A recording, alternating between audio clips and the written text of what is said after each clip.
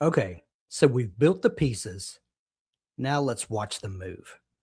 We'll look at three antagonists. One is hateable, one is sympathetic, one does not have a face.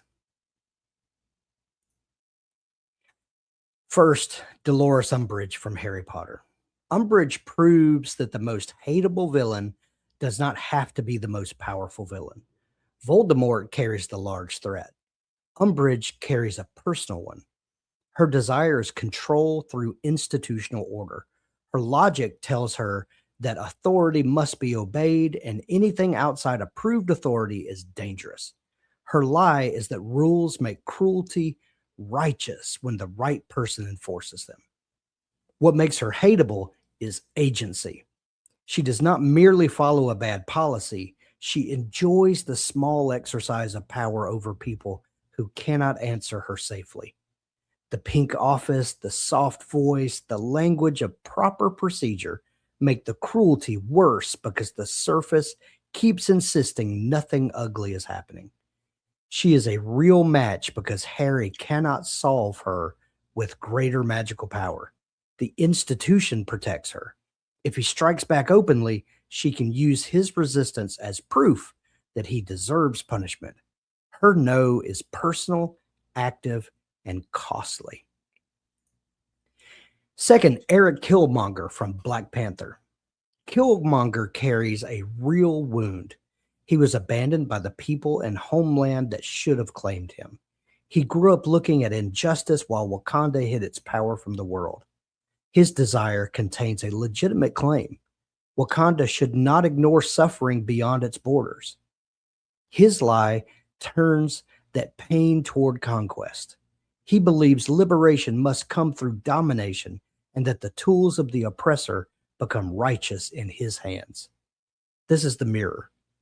Killmonger and T'Challa inherit the same broken history. Both must decide what Wakanda owes the world. One sees relationship and responsibility.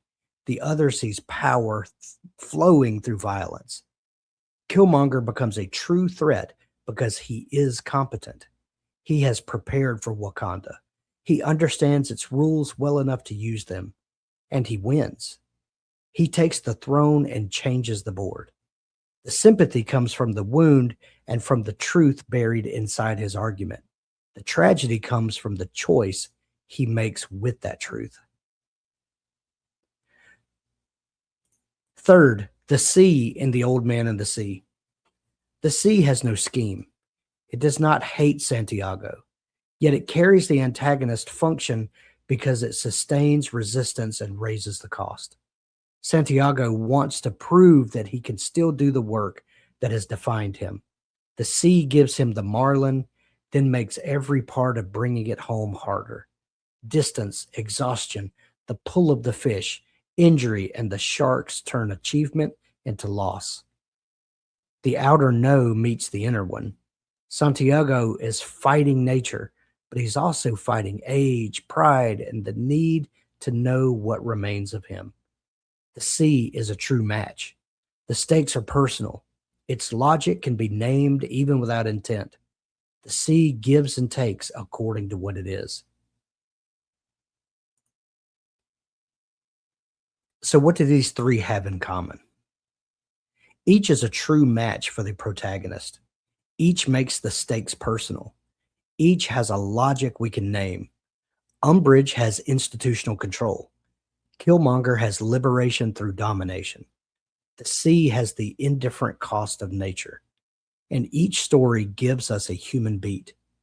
With Umbridge, the human beat belongs partly to our recognition of petty authority. Most of us have met someone who could make a small rule feel like a locked cell. With Killmonger, we see the abandoned child inside the conqueror. With Santiago, the human beat lives in the old man himself as he meets a force that cannot feel for him. Don't copy the surface of these antagonists. You don't need a pink office, a hidden kingdom, or a marlin. Copy the work. Build a force strong enough to match the hero. Tie the conflict to something personal.